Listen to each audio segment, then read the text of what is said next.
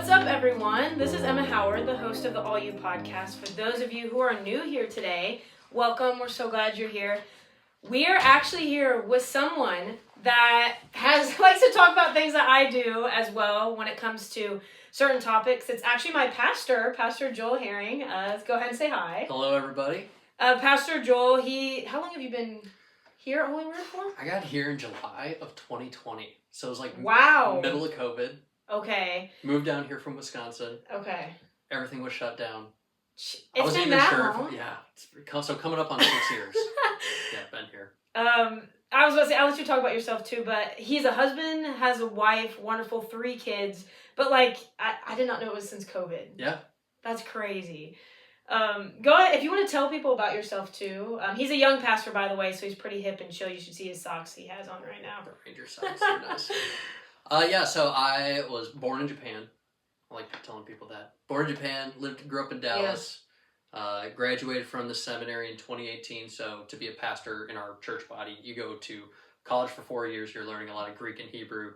And then you go to the seminary for 4 years. I did my internship in Glendale, Arizona. And then my first job out of the seminary, it's kind of like draft day in the NFL. You don't pick where you're going. Yeah. They just send you to a spot. So my first job that they sent me to was to a high school. I was a dorm supervisor and I taught religion classes. And I did that for 2 years, but I lived in a high school boys dormitory. I had 40 guys on my floor. Fun. Poor wife and my son was 3 months old at the time. Okay. We lived in the guys' dorm, but you do that for 2 years. It's a young man's game. I could only do it for 2 years, but then they put you back on the list and they send you to a new spot. So then the second time around, middle of COVID, they said, Holy Word, Austin, Texas. Got it. So I've been here ever since. And I was actually going to go back a little bit too. Could you tell a couple people what seminary is? Because I bet you a lot of people don't know what that is. Seminary is pastor school. So if you're going to be a dentist, you go to dentist school. If you're going to be a pastor, you go to pastor school. So our school is in Mequon, Wisconsin, which is just a few minutes north of Milwaukee. And I mean, that seminary's been there since the Civil War. Yeah, it's been there for a long time. But yeah, that's where you go. So Pastor Patterson, the senior pastor here, he graduated from there. That's where I graduated from. Any pastor in the Wells graduated from that seminary.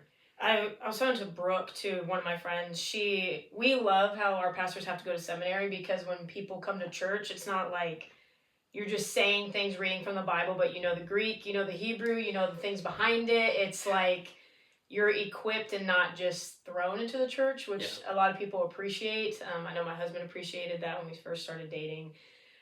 The other cool thing too is you were talking about his internship thing. So we call it a vicarage. So you go to, it's kind of like student teaching, essentially, but for pastors, which is also really cool. So just, I very much appreciate you as a pastor, Pastor Patterson as a pastor. My dad, he didn't graduate from there essentially, but he went up there to study. So in our church, we really much appreciate that, just the things that y'all know.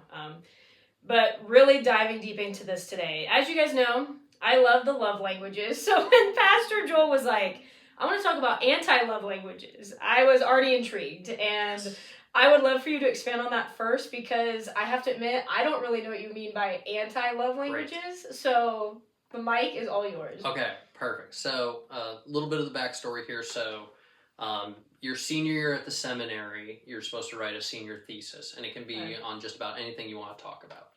And I'm not a great scholar. I wish I was a little bit more studious, but I like to have fun.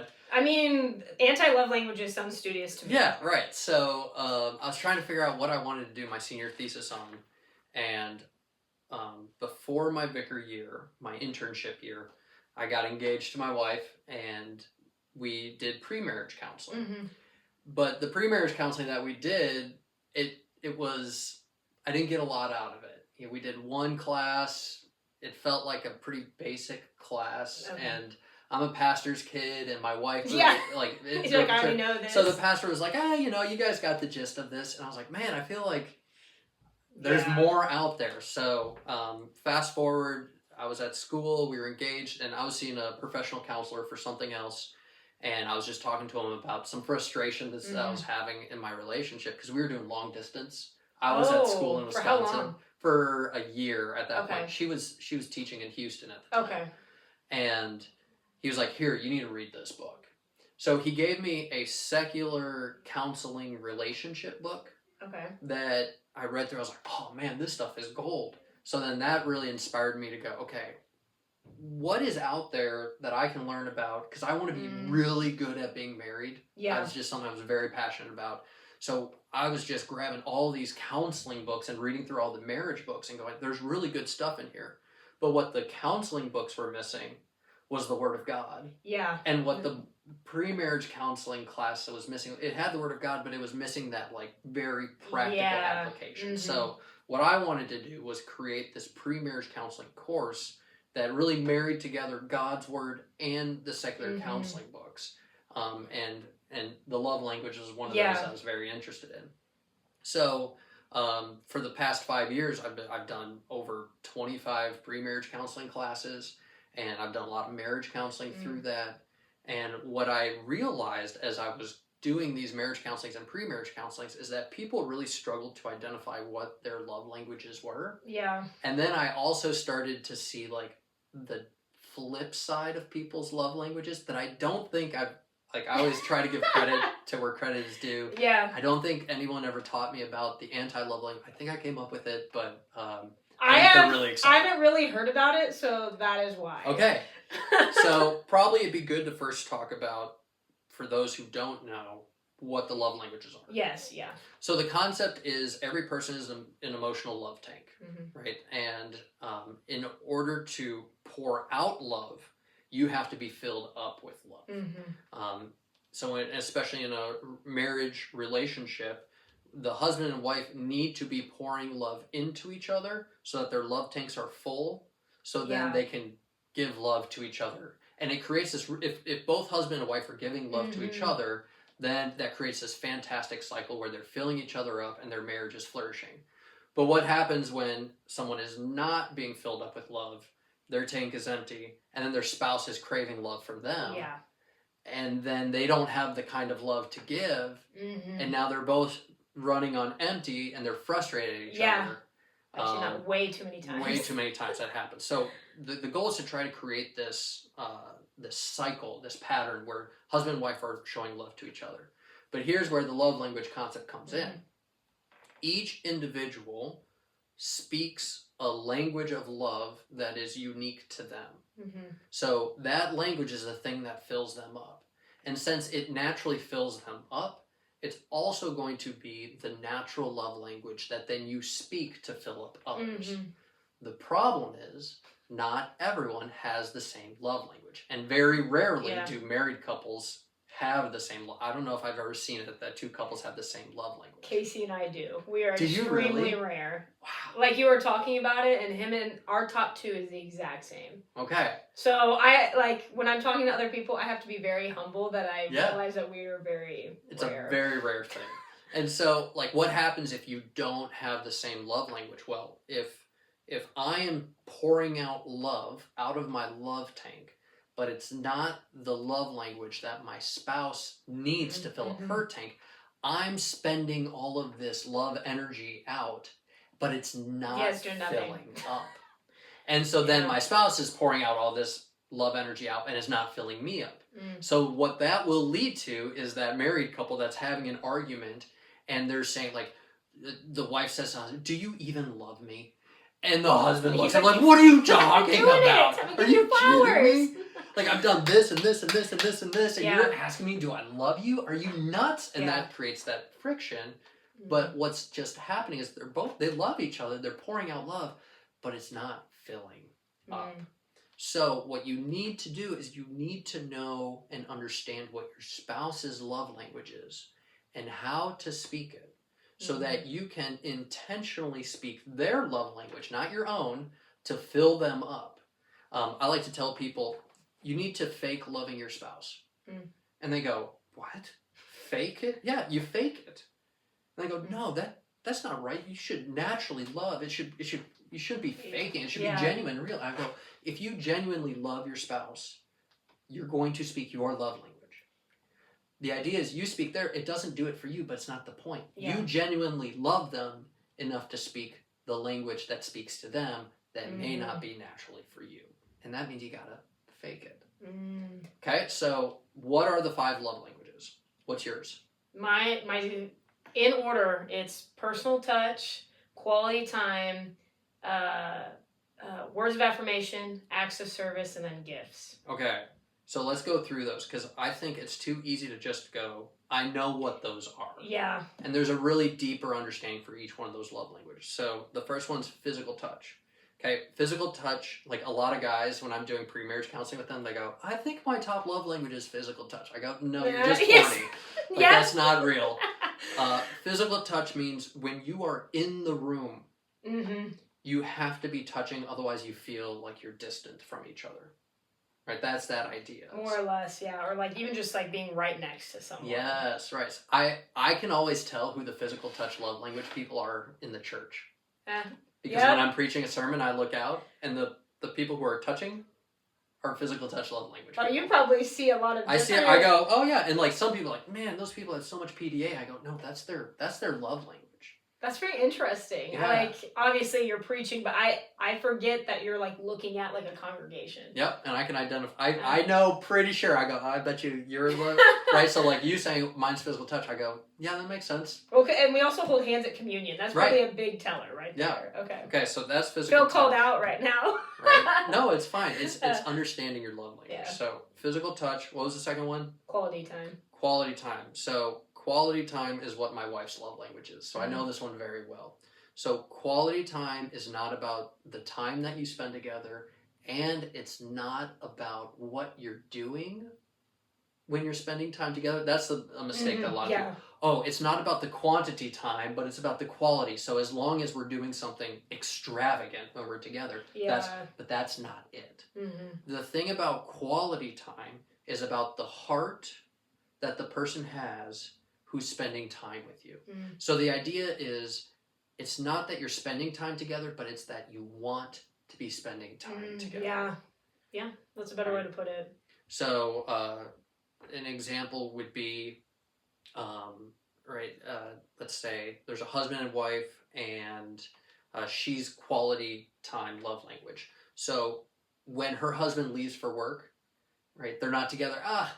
That hurts her, but it's more about as he's leaving, she's like, the husband's like, babe, I'm going to miss you so much. Like, I cannot wait to come back to you. As he's gone, he's texting her. He's like, oh, I'm just thinking about, because I want to be with you. And when I'm away, it hurts me to be away. And when I'm with you, that's when I'm the happiest. Right? I did not even think about that either. Yeah, so it's more about the heart of wanting to be with the person than it is the amount of time that you spend together or what you're doing together. Did your wife tell you that? That's how she was feeling? This has come from experience and discovery. Okay. I'll share a story later when it kind of wraps it all up. I'm going to save that. Okay. So, physical touch, quality time. What was the next one? Words of affirmation. Okay, words of affirmation. Words of affirmation, again, are not about the words. Words of affirmation are, like, the idea is you affirm somebody with words. So, I think you're a really good husband. I'm really proud of the work that you do. I think you're beautiful. I think you're a great mom. I'm so proud of you that you graduated and you got that diploma. I saw the hard work that you do, right? It's those affirming words. But it's not about the words. Again, kind of like quality time, it's about the heart behind the words. So I can tell someone, hey, I'm really proud of the work that you did. And I can tell someone, I'm really proud of the work that you did. And one of those fills up their tank and the other one doesn't. Yep. And the difference is not the words, but it's the heart behind it. Do I really think that he did a really good job and I'm really proud of the work that he did? Or do I not think that, but I'm just saying it because I just want to move on? And words of affirmation people are very in tune with the heart behind the words. Yeah, this is the one that one of my athletes, we were talking about this, and we encourage them when they're on the court. And some people can really understand, hey, you're doing great, like, keep going. And she goes, if someone says that to me, I just shoo it off. I'm like, really? She goes, it depends on who it's coming from. And now that you say that, it checks out why she says that. Yeah. So that's, okay, so we did physical touch, we've done quality time, words of affirmation. What's the next one? Acts of service. Acts of service. So this one's mine. I feel like a lot of men have men have acts of service. At least experience. Yes, my experience too. Not all the time, but a lot of time. So acts of service. Acts of service is doing things for you. Okay, so doing the dishes, mowing the lawn. I do this for you. This one is not about the heart. I don't care about the heart. I just care that you do it. Just get it done. It's more about seeing me and what I need and doing it for me. Do you think some plays into it not being asked to do it? Or does it really matter? Honestly, that doesn't even matter. Like, if I'm going to ask you to do something for me, and like, just don't make me feel guilty about asking you to do something for me. A great example of this, like, I still remember it. I had a hard day of work. It was before we had kids. We had like a meeting that night, so I got home late, and I came home, and Amanda like set up a nacho bar, and she said, good. I rented Redbox. Like, I don't. Yeah. Hopefully you guys still know what Redbox is. Maybe. I got Redbox. I got, like, I think it was like Godzilla, like some movie that she doesn't want to watch. Yeah. But she knows that I want to watch it, and she's like, I saw that you had a tough day. I know that you love having nachos. Yeah. I know that you want to watch this movie. I don't necessarily want to watch it, but I know you do. So I'm going to do this thing for you. The nacho bar sounds great. It sounds amazing, right? But that's like a great illustration of what acts of service is. It's like, I don't really care whether she wants to do it or doesn't want to do it. I just want her to do it for me. Yeah. So that's the idea of acts of service, doing things for somebody. Gifts is I think the most unique one. Gifts is like, everyone loves getting a gift. Who doesn't love getting a gift? The gift love language is not about, do you like getting gifts? The gift love language is more about giving gifts. Because what's behind a gift? A good gift. Like, maybe you know someone who's just a really good gift giver, and it's kind of frustrating because you can't give gifts for them. That's like the, what is it, Leslie Knope from Parks and Rec? Oh, She's like the ultimate gift giver. Yes, but you can't get her anything. You can't get her anything. Why? Because the gift giving love languages, you know the person so well. You know what they like. You know what they're feeling, where they are in their stage of life, and you think about, what is the thing that would make them the happiest? What is the thing that I can buy for them? I'm thinking about them. I'm paying attention to them. I buy this thing when they don't even ask, and I give it freely to them. Is the idea of the gift love language. So it's more about paying attention to someone and being creative enough to find that perfect thing that you know they're going to love. Yeah, that's, you talking about that, Danny and Brooke are extremely good at that. Oh, yeah? Yes, like, I mean, Danny will probably be listening. It frustrates me that she can buy things for my parents, me, Bryant, Braden, and it is to a T what they want. Yep. And it wasn't until I asked her that, I also think that love language, I mean, all of them take a lot of different skill. But I asked her, and she goes, she writes things in her notes for the past, like, 8 years. Oh, yeah. So she knows what people want. And I went, that is so intentional. That's probably her love language. It absolutely is. Yeah. And it's just really awesome to see people who have that. It's very frustrating to be around those people. I always like saying, gift-giving love language people, when that's, like, their love language, hate wish lists. Yep, that's Danny. Because the whole point of the wish list is like, here's what I want, just get something. That's an act of service, I feel like. Here's my list. That's an act. Here, just get this for me because it's what I want. Yeah. We're gift givers. No. I hate wish lists. I want to pay attention to you. I want to know you. So when someone says to a gift giving love language person, just tell me what you want, that's crushing for them. Right? Because now it's like, you don't care enough for me to pay attention to me to get the thing that I want. You're just asking me to tell you. That defeats the whole purpose. Okay. I'm already taking wisdom coming up for birthdays and Christmas coming up now. It's right, and so like the more you know somebody's love language, for anyone else who doesn't care, you just give me a wish list. But for Danny, for example, you go, okay, I'm not gonna ask her for a wish list, but I know that's her love language. I'm gonna have to fake it to fill up her love tank.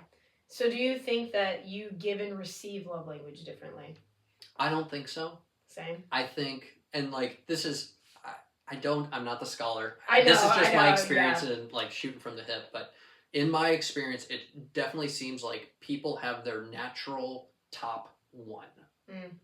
And that natural top one is the one that they're naturally going to share. And they're also then naturally going to they're going to give the one that fills them up. Yeah, that makes sense. Yeah, I was curious too because I mean, I have a lot of people who are coaches and teachers who listen, and they've asked like, has theirs changed throughout time? And they said yes, because some of them who have physical touch as a teacher, it's like you can fist bump kids, but it's changed to words of affirmation because that's what kids tell them all the time.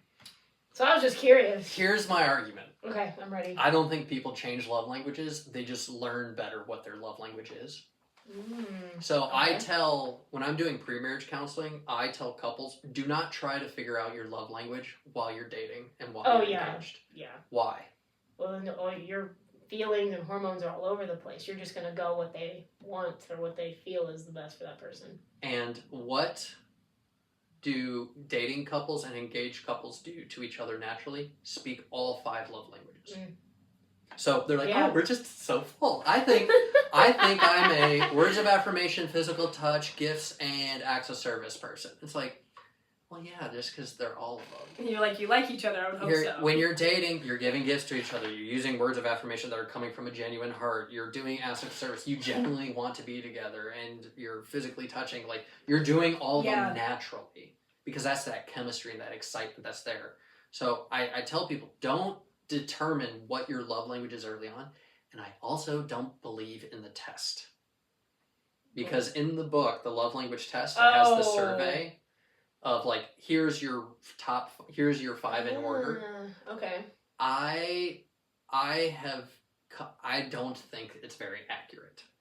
I just come to like kind of watch people. I didn't even know there was a book test. I knew there was an online one, but that one I feel is very biased because people click what they want. And that's why I don't like it. Yeah. And so I think that's probably what led to the anti-love languages, is because I would hear people talk about, oh, this is what my love language is, or these are my top 3, and I'm listening to them, and like me understanding what they really are and what to look for in the signs made me go, I don't think that's what your love language is. So that's what led me to the anti-love languages. Okay. So give like a short definition of what the anti-love language is. I like to say it's the dark side of the moon, or the evil twin, or the flip side of the coin. Okay. So every language that you naturally speak and receive has a dark side to it. And by exploring the dark side, I believe it really does highlight for you what your actual love language is. So the value of understanding your anti-love language is, 1, it helps you understand yourself and what really is filling up your cup, so that you can communicate that to other people so they know how to fill your cup more efficiently. But the other benefit of understanding your anti-love language is it makes you more self-aware and the kind of emotional burden that you might be putting on other people, because it's your love language. So from what you're saying, is anti-love language like something you don't like to give, or something you... I think I just got to go through them. Okay, yeah. Okay, so without further ado, yes, the anti-love languages. All right. Okay, so physical touch. Okay. Remember, physical touch is not just like being horny. Yeah. But physical touch is when you're in the room, you have to be next to the person in order to feel close to them. So physical touch love language people are clingy. Okay. They're just always on you, and like they want to be giving you hugs and just let me be on you. And like, it's interesting that if you and Casey are the same love language, like that works because then you guys like being around each other. Yeah. But when a physical touch love language person marries a non-physical touch love language person, and it's like, hey, I want to hold your hands, I want to cuddle, and the other person's like, just get off of me. I do know a couple like that, and they're good now, but it's like the wife wanted to be hugged so bad, and the husband was like, just give me some space. Yeah. So that one's probably the most innocent anti-love language, is being clingy, always like just like a blanket, always being around someone when someone's like, just give me my space. Yeah. Okay, so that's physical touch, clingy. Okay. Next one, words of affirmation. Yeah. Words of affirmation people, their anti-love language is insecurity. Okay. Okay, so I recognize this when I've been doing marriage counseling and I see the words of affirmation love language person being so insecure about who they are. Do you really think that I'm a good husband? Do you really think that I'm beautiful? Are you really proud of me? And they're asking for that affirmation over and over and over again. And their spouse is like, yes! Like, how many times do I have to tell you? I think you're amazing. Yeah. I think you're awesome. Do you really? And they have that negative self-talk that there's a lot of self-doubt in them. And that's why they crave other people to affirm them. And so they're very insecure about what other people are thinking about them. And then they use words, all right?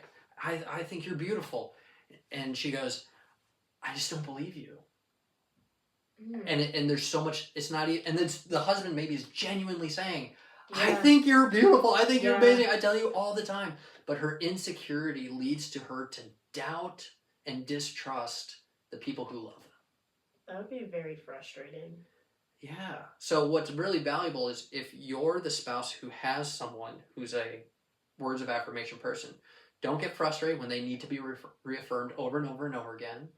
And don't get frustrated when they struggle to trust you and trust the heart. And what you have to work on then is to really show with the words, but really show that it's coming from a heart that genuinely means it. Not just saying it. This really came out when I was doing marriage counseling with a couple, and he was an act of service love language person. She's a words of affirmation person. And she's saying, I don't believe you when you say that I'm beautiful. I don't believe you when you say that I'm proud. And he goes, I don't know what to do. Like, I tell you you're beautiful. I tell you you're proud. I think you're an amazing mom. Like, why aren't you feeling loved? And I said, because you're saying it like a jerk. You sound like a jerk when you say it. You're saying the words, but it's not coming from the right heart. Yeah. But that led to that frustration because she never believed anything that he said. And he genuinely meant it, but it led to this place where he was so frustrated that he was losing the heart behind the words. Got it. Okay. So if you are a words of affirmation love language person, like the person you said, like, I don't believe it when they say it. Yeah. Right? Be aware that you are an insecure person. Be aware that you're naturally going to doubt what people say to you. And so you have to consciously believe people when maybe it's naturally hard to believe them. And if you're married to that person, you have to be extra careful and work extra hard to not just say it, but really mean it. Yeah. And just pour out the meaning, the heart behind the words to that person. And maybe even say it in a time where they're not expecting it. Because this might be counterintuitive, but when you're expecting it and then you receive it, it's like, well, I was expecting that anyway. Oh, yeah. And it's like, well, you just never tell me that I'm beautiful. Okay. Words of acts of service person, that's what you want from me? I'll do it for you. I think you're beautiful. Yeah, and then the person's like, well, I didn't feel that. That was awful, right? Yeah, right? Right. Okay, so... Okay. So we had clingy, we had... Insecure, quality time. Quality time. Quality time people are suffocating. All right, I'm ready to hear it. Okay. I'm curious with this one. You good? I choke on water. Okay, good. Okay. Okay, so the quality time person wants you to want to be with them. Okay, it's not about, it's the heart about being with that person. Okay, so if you're a quality time person, the person that you're craving love from, when you're together, you're happy. And you want them to be happy that you're together. And then when they leave, you want them to want to be with you. So you want them to want to be with you when you're together and when you're not together. So as they leave, you go, oh, don't you want to be with me? It's like, I kind of just want to go do my own thing. Why are you leaving? Why don't you want to be with me?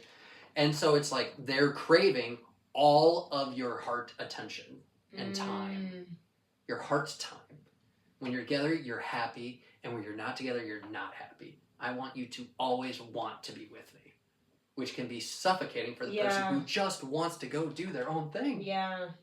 Can I just go and leave and not feel guilty about leaving you? Yeah. So they're suffocating with that time and craving their attention. Never thought about that before. It makes sense. Yeah. And so it's good to be self-aware of that. What does that mean, right? So, like in my case, I am not a quality time person. I'm an acts of service person. My wife's a quality time person. So me leaving, going hunting, great. Doesn't bother me at all. We have pastors' conferences where we leave. Yeah. I'm like, I love going to those things. Like, I'm fine with. I've never been someone who's been homesick. I've never been like. I'm great with going off and doing my own thing. But my wife wants me to want to be with her. Yeah. So what I'm going to naturally do is speak her love language, and it's going to kill me to leave, and it doesn't.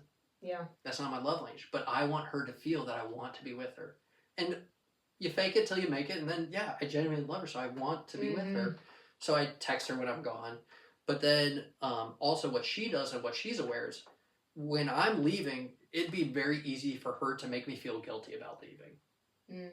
Oh, don't go. Why do you have to go? Why are you leaving? Like, but she doesn't. She's self-aware of her quality time love language, so that she goes, I know that this is important for you. It's not something that I want you to do, but I want you to go do this. And I am going to be okay, even though inside of her it's like, oh, it hurts. And then I recognize that, and I appreciate that about her even more, so that when I come back, like she's got my full attention, and she knows that I really missed her, and I was really excited to come back to be with her, because that's her love language. Yeah. So being self-aware of that, one, communicate that to your spouse, so I know, okay, when I'm gone, this is really hard for her. And she wants to feel like I want to be with her. Yeah. And when we're apart, or for her to be self-aware, when we're apart, she says, you go and don't feel guilty about it. Now, I'm like really curious to talk about this with Casey too. I think it also helps for both coaches, so we kind of understand that I'm the same way. Like, I like being around Casey, but I also understand he's in a weight room. He's doing basketball. He can't respond right now. So I think I like naturally become self-aware because I have the exact same job as he does. But now watch. I'm going to have this conversation when I get home. Like, Casey! Yeah, what do you guys think about the anti-love languages? Okay, so that was quality time. Let's do acts of service. Okay. So this is yours. Oh man, this one cuts deep for me. All right. Okay. I'll tell you a story where I discovered the anti-love language for acts of service. I had a married couple in. I was talking to them in my office, and they were having a disagreement. And she accused him of being a manipulator. Wow. And he had the same, like, wide-eyed, raised eyebrows, and he goes, first of all, I am too dumb to know how to manipulate you. Like, I'm just not smart enough. Yeah. And two, like, I would never manipulate you. I love you so much. And yet she said, but you're always manipulating me. Always manipulating me. Okay. And I was like, whoa, like, she is feeling something and he is so unaware. What is that? And I went, that's the anti-love language. I think that was the thing that started me on this path of the anti-love language. What is acts of service? I want you to do something for me, whether you want to do it or not. Okay, so when my spouse does that for me, it just fills my cup. You made me nachos. You want to watch Godzilla with me? That's amazing. But what if I want to watch Godzilla? And she doesn't want to, and she's not giving me my love language. You know what I'm going to do? I'm going to create a scenario where the only thing that she can do in that scenario is let me watch Godzilla. Okay. So what am I going to do? I'm going to clean the dishes. I'm going to take her out on a date. I'm going to work really hard. I'm going to clean the house. I'm going to make dinner. And I'm going to say, and then we should watch this movie tonight. I did all this, so like, is it alright if we watch Godzilla? And she, I don't really want to. I was like, yeah, but like, I did all this stuff. Look at everything I did. So either you can do the thing that I want to do, or you can be a bad person. Or not spend time with me. Woo! And manipulate acts of service people are very good at creating scenarios where their loved one can only do the thing that they want them to do. Because and that's manipulation, but for the person, maybe it's not manipulating, maybe they're just craving their love language. Yeah, I was about to ask that. Does that side usually come out if it's like... Well, that's the danger. It's the same coin. Yeah. It's the same love language, but is it... If the person knows that and does it willingly, then it's a love language. But if the person is craving it and trying to create a scenario where they get it, that's manipulation. And it's the exact same thing, just pick a side. Yeah. Which is the light side or the dark side showing in that moment? Is the love language or the anti-love language Yeah. showing in that moment? So Yeah. for me, I have to be very careful and self-aware that I am not doing things for my wife just so that she can do something for me. Mm-hmm. I'm very good at that. Like that's what I want to do. Here, I did this for you, did this for you, did this for you, this for you. Now, can you do this for me? Yeah. So when I'm speaking love language to my wife, you know, I want it to be genuine and not just doing it so that she'll do something for me. Yeah. Well, I mean, it probably does. I mean, it's also hard with that, but I think it's also nice being a Christian at the same point, because then God really pulls you back of like, hey, we're doing things for each other and Right. to serve each other and not to serve oneself. Conversation for another time. But. Well, yeah, and that's kind of something that I've learned about myself too. That's really important. Like that's really good, because acts of service people will speak love as an act of service. And then it's not, you know, the husband who says, yeah, I think you're beautiful. Is he speaking her love language, or is he giving her an act of service? His own love language. You want to spend time together? I'll spend time with you. Am I spending time with you because I want to, or am I spending time with you because this is what you want from me, so I'll do it for you? Do you want a gift from me? Am I genuinely paying attention, excited to give you this gift? Or is it, oh, you want a gift from me? All right, I'll give you a gift. I'll do it for you. Acts of service can turn any love language into an act of service. And that's what leads to the husband being like, are you crazy? Like, I do all of this for you. How can you say you don't love me? And that's because all of his acts of service, all of his acts of love are all acts of service. Here, I'm doing this for you, but I'm not doing it because I want to do it. Maybe that's why I've seen that in guys a lot. Yep. I didn't realize that until now, but what you're saying checks out of why we were younger in college, but why they always thought they were doing too much or not enough. Yeah, and they pour out all these things for you, and why isn't it working, right? Like, you know, what that creates in that relationship is he's frustrated because he's doing so much, and she feels empty because, like, yeah, I feel bad because you're doing a lot. There's no denying that. Yeah. But it's not filling me up. And then the guy says, well, what's wrong with you? And then the girl says, I don't know. Right? Yeah. Like, what's wrong with you? I'm doing all this love, but for some reason not filling up. The guy says, well, tell me why so I can fix it or do something different. And if you don't understand your love languages, and if you don't understand your anti-love languages, then it's hard for you to articulate what's the issue. And that's why I did pre-marriage counseling class with a younger couple, and I was like, all right, now we're going to talk about the love language. She went, that's so millennial of you. I was like, oh, come on. And I think that's why, like, the idea of the love languages can just seem like a very surface level thing. But the more you dig into it, the more you understand it, the more, like, there's a lot of complexity to it. Yeah. It's not just surface. All right, I got the gist. Like, no, you really need to keep talking about it and see how it shows itself in your relationships so that you can have that understanding for each other in your relationship. And then when you have understanding, you can give the love to each other that your spouse needs to fill them up. And the best part is, like, if I can speak my wife's love language, even though it's not mine, it's not going to cost me hardly anything because it's not my love language. Yeah. But what cost me very little from my love tank fills her up exponentially. Yeah. And vice versa. So if we're speaking each other's love languages, we're filling up each other's tank, and it's not costing us a whole lot. And then you can give it again, and then receive and give. Yeah. And then that just pours out then to the other people in your life, your kids, your extended family, your friends, your coworkers. Like, the more that you understand their love language, the more you can identify their anti-love language and be like, oh, I see what's happening here. Yeah. I know what this is. I'm not going to take it personally.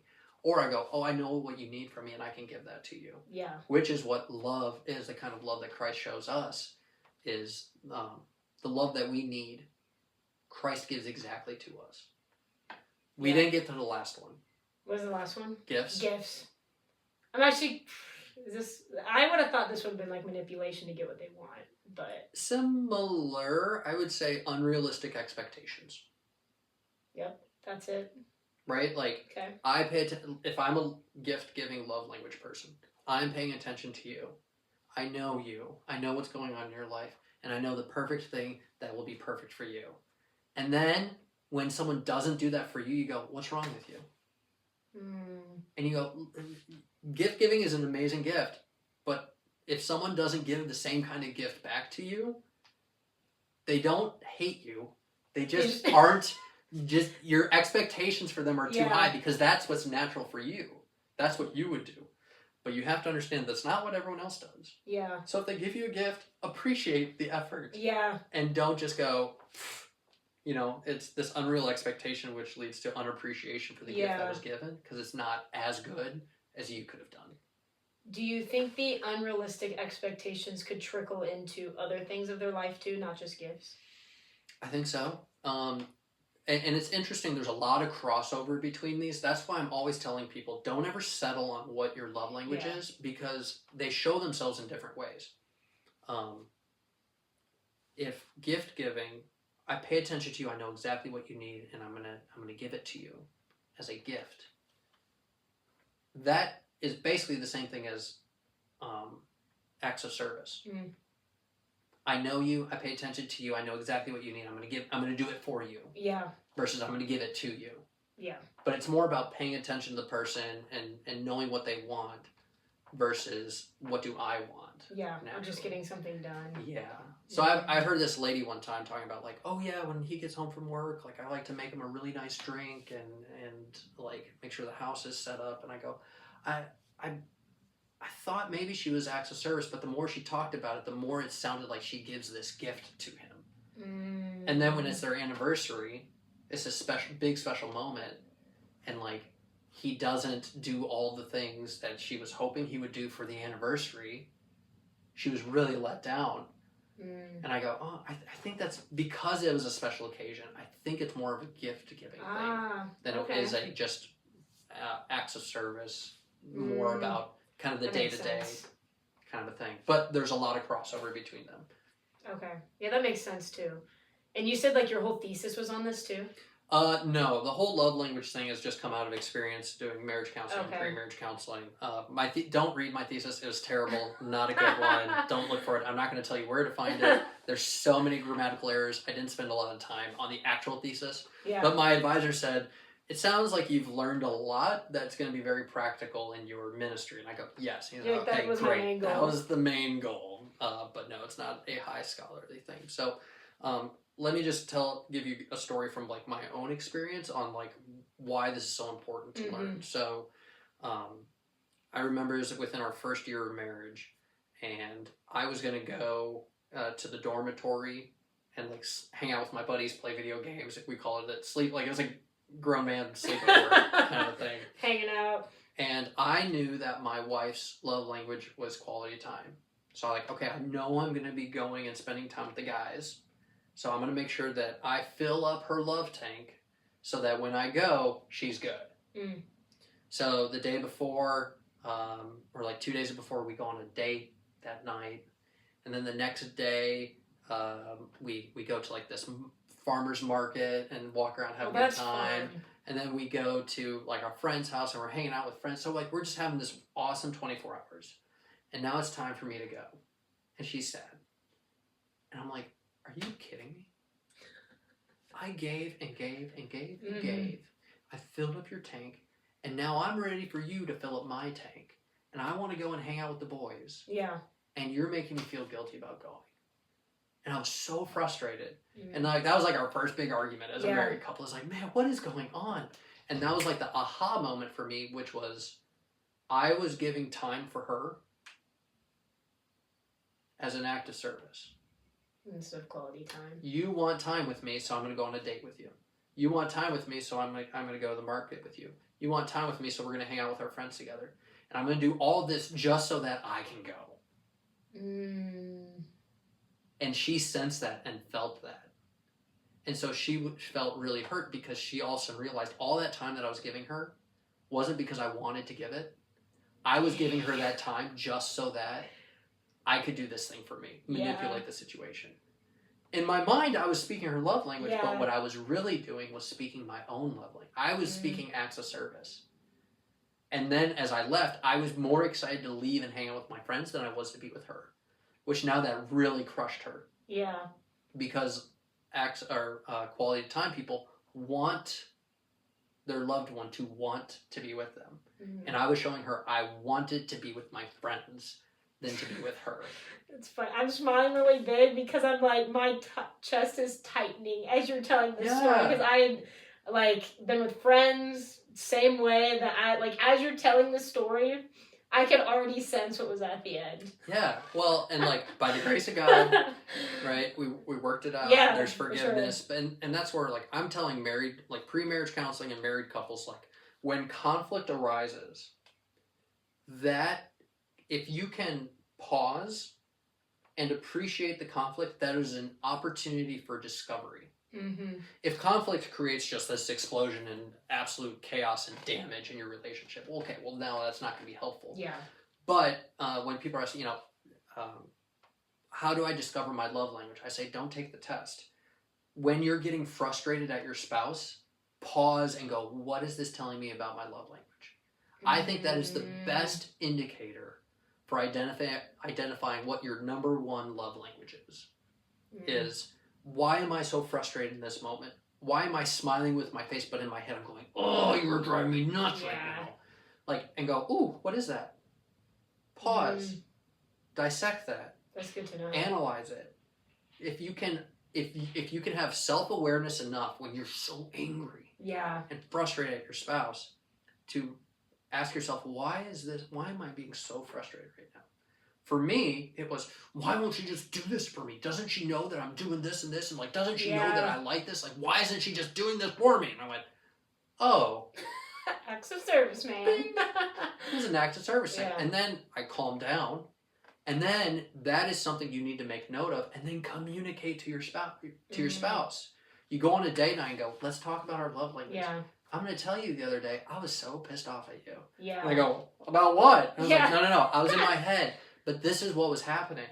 And this is where my heart and my head were going. And this is why it was causing a frustration. And I think that's this love language that's coming out. And that's what I need in my love tank. And then you communicate to your spouse. And your spouse goes, that's good to know. Yeah. Okay. Note to self. Do that next time. Yeah. And what you're communicating is, here's how you fill up my love tank exponentially. If you just go, well, we just love each other so much, it's just naturally going to happen. That happens when you're dating, and it happens in the honeymoon phase of your marriage. But then what happens? Life happens. Yeah. Kids happen. You don't have the emotional energy or the time to be able to fill up each other's tank. So you have to get excellent at speaking your spouse's love language efficiently so that you can fill their tank up with the energy that you have available. Yeah. The intentional part that you're talking about is, like, extremely important, and people have listened for a long time. By the way, this is the pastor that talked about the business dates, just FYI. The what? The business dates. Do you remember the sermon you did? Yes. It's like, whatever, 2 or 3 years ago. They're business meetings. Not business meetings. Yep. But even, like, Casey and I having the same love languages, we still do that weekly. Like, great. Casey guards it so much that even if we go out of town, we have one. Good. And same thing, we have, like, the rule of you have to sit on something, but it has to be talked about within 48 hours. Great. And by the way, we don't have kids, so we can do that. We can do the 48-hour rule, where sometimes people can't. I completely understand that. But, like, sitting back and being like, hey, how did I fill your cup this week? Well, actually, you didn't. That one time, same thing, he likes to play games. Went to go play games, and you just sat on the couch, and I felt like you didn't want me to do it. I'm like, I did not intend for that to happen. I'm so sorry. Sounds like quality time. Yep, it's already coming out right now. But even just talking about things or the business meeting things, 100%. But I also think, like, this conversation has to come up in those, so weekly. I mean, we like doing it weekly because sometimes we forget. Being coaches and teachers, you forget things like that. Yep. Talking about those different things, and now Casey's gonna have another question at our next little business meeting tomorrow. So, very interesting stuff. Well, and that's so important for your relationships. Like Ephesians 5:21 says, "Submit to one another out of reverence for Christ." And submit's the idea of, like, how can I put you first? So when you put that in the context of love language, like, you should be asking each other, how can I love you? How can I put you first? So what Amanda and I do in our business meetings, we go once a month. I try to do 12 dates in a year. That's my goal. But regular question we always ask each other is, on a scale of 1 to 10, where's your love tank at? Just where are you at emotionally? And, like, you're asking for honest feedback. Oh, I'm at a 10. Like, don't say that if it's not. Yeah. Be honest, because you're trying to work on your marriage. Yeah. You go, I'm at a 3. Okay. It's not alarms are blaring. Just it's honest. I Yeah. feel like I'm at a 3 because we've been doing work and we've been doing kids and we've been doing this and like when was the last time like we just enjoyed being around each other? Yeah. And then you can go, okay, you're at a 3. What can I do to make it a 4? Yeah. What can I do to make it a 6? What can I do to make it an 8?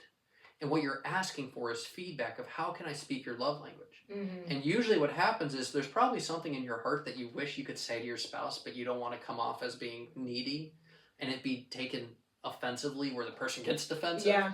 But if you're saying, how can I speak your love language more? And I can say, you know, when I love going hunting, I'm just around people all day. I'm a pastor, so people like just need me.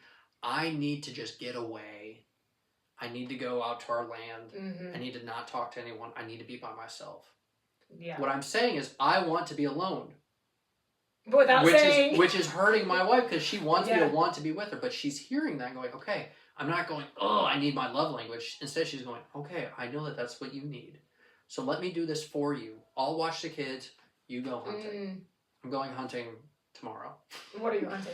Pig hunting. Nice. Yeah, should be a good time. Yeah. We'll see if anything else. I'll wake up early and get out there. But, you know, that's something that my wife says, hey, I know your love language is quality time, or acts of service.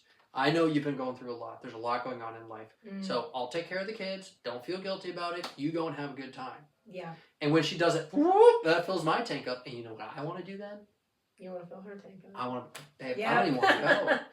You know, I'd change my mind. I want to stay here with you. I just want to spend more time with you. And like when I get back, like what also works great, my kids are going up to my parents' house for this weekend. So guess what? I'm so excited. Yep. Not to play video games by myself. I'm not so excited to go hunting or go do my thing with the boys. I'm so excited to be with my wife. Just hang out. Because I just want to be with her. And I keep telling her that leading up to it. So what is that doing? Filling up her tank. We're not even spending time together. But she's hearing from me, oh, I just want to be with you. That has taken, we've been married for 10 years. It's taken 10 years to get good at speaking each other's love languages. But then you look at those couples who've been married for 10, 20, 25, 30, 40 years, and they're just so madly in love with each other, even though they are complete opposites. Oh, yeah. It's because they've learned their spouse. Through those arguments that they've had, they've discovered each other and their love languages and their anti-love languages in order to be able to speak that language into them. The couples that are struggling in their marriage are not aware of their own love language or their spouse's love language. And they might be trying to love each other, but it's falling short and they're not filling up their tanks. Yeah, we'll have to do another episode with the other topic you wanted to talk about like relationships, knowing that you're loved, all that stuff another time too. But I think it's also important to acknowledge that I feel like communication lacks big time in, especially like our age and younger. It's all social media, all these different things that it's important that with these things, you have to talk about it. You can't just be like, well, he should know. Right. Like, well, you can't do that. You have to be honest. Hey, I'm feeling a 4 out of a 10 right now. And here's why. Because if you just expect the other person to know it's not going to work out, I feel like that's why a lot of marriages fail. Expectations are too high or certain things like that of taking the time to know these, taking the time to know the person and communicating. I feel like so many things break too much because people expect other people to know. Right. Without saying anything. And I think it's good, like guys and girls are different. I don't know. Maybe that's a good one. Guys and girls are different. We can talk about that. Actually, would be really interesting. But when girls just want guys to figure them out and guys are like, just tell me what's wrong. You know, there's that major disconnect. And the key to resolving that disconnect is understanding yourself. Because guys just tell me what's wrong, and girls go, I don't know what's wrong. And guys are like, you're just crazy then. Well, no, it's you guys just don't understand yet. So the idea of the love languages and the anti-love languages is that it gives you a framework to go, okay, what is the issue here? Let's define it. And once I understand myself, then I can communicate it to my spouse so that we can have communication and resolve the conflicts. And not just have conflicts, but then thrive in your marriage. No, I think that's really good. Also, for those of you listening, we'll have to do that another time because if you guys haven't put it together, Jenna Doggett was on here. This is her brother, just FYI. Hi, Jenna. Okay.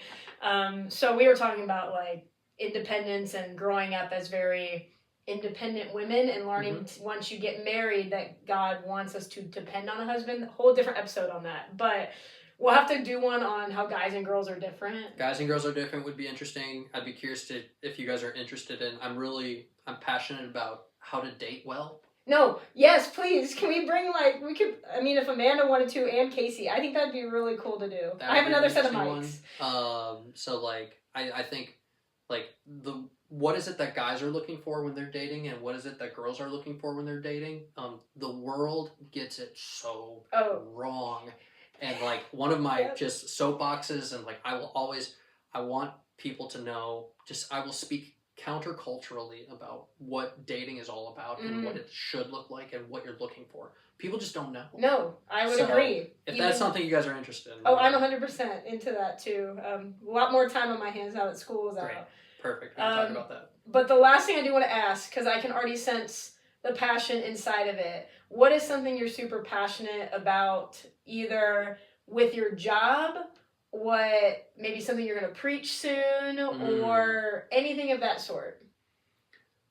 Great question. So, what's cool is when, I grew up I'm a pastor's kid, and you grow up learning the answers to the question without experiencing life, without experiencing the why. So what's really fun is to go from that transition from an adolescent who knows the answers to an adult who experiences it. And for me, there's specific times in my life where it's oh, this is what it's all about. That's amazing. And getting to share those moments with people is really fun for me when faith is there, but all of a sudden God becomes very real for them. Oh yeah. Is fun to be the one who brings people along for that. And what's fun for me is I get to discover that in scripture for myself all the time. And then when I preach, I'm just sharing that with the people I'm preaching to. Yeah. So for example, one of the things, I did this for a devotion recently, but there's the story of after Jesus rises from the dead and he restores Peter. So Peter denied Jesus 3 times. Oh, I love this story. Right? And then after Jesus resurrects, they're by the Sea of Galilee. Peter's like, I'm going fishing. Yeah. It's kind of interesting. He's reverting back to the thing that he was before Jesus. Yep. And then Jesus appears on the shoreline. He's like, oh, throw your nets on the other side of the boat. And they catch a bunch of fish, right? Yeah. So they bring him in. Peter goes, it's the Lord. Interesting detail. He wraps his outer clothing around himself before he jumps into the water. Peter. Okay. So he swims to shore, and he gets there, and Jesus is there. He's like, come on, have some breakfast. So little taste of heaven is on the lake. Yeah. After fishing, eating some breakfast. And then Jesus says to Peter, Simon, do you love me? Now, that's an interesting thing. He says Simon. Yep. Which was his name before Jesus gave him the name Peter, the rock on which the church was, right? And Peter says, yes, Lord, you know that I love you. And he says, feed my sheep. And he asks him again, Simon, do you love me? Yes, Lord, you know I love you. Feed my lambs. Simon, do you love me? Yes, Lord. But he's felt bad because he asked him the 3rd time, do you love me? And he says, feed my sheep. Okay. So we go, he denied Jesus 3 times, so Jesus asked him 3 times, do you love me? But as I studied it more, the Greek is fascinating there. Yeah. I remember Pastor Sager told us this 2 years ago, and I actually did a whole devotion on what you're saying. It's incredible. Yes. The first time Jesus says, do you love me? He says, do you love me agape love?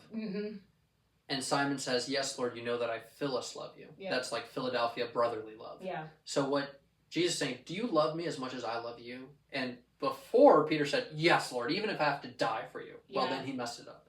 So he asked him, do you? And he goes, well, you know that I like you. Yeah. And then Jesus asks again, do you agape love me? Do you love me like I love you? Lord, you know that I Philus love you. I love you like a friend, but I can't love you like you love me. Yeah. And the 3rd time, Jesus says, do you Philus love me? Yeah, meet more of that. And that's why it hurt him, because the 3rd time it's do you even like me as a friend? Yeah. And then Simon goes, you know all things, you know I love you. And then Jesus restores him. So here's what was the aha moment for me. Peter had already seen the resurrected Jesus on Easter Sunday morning. Up in the upper room with Thomas. Peter's there. And yet, his guilt and his shame was keeping him away from Christ.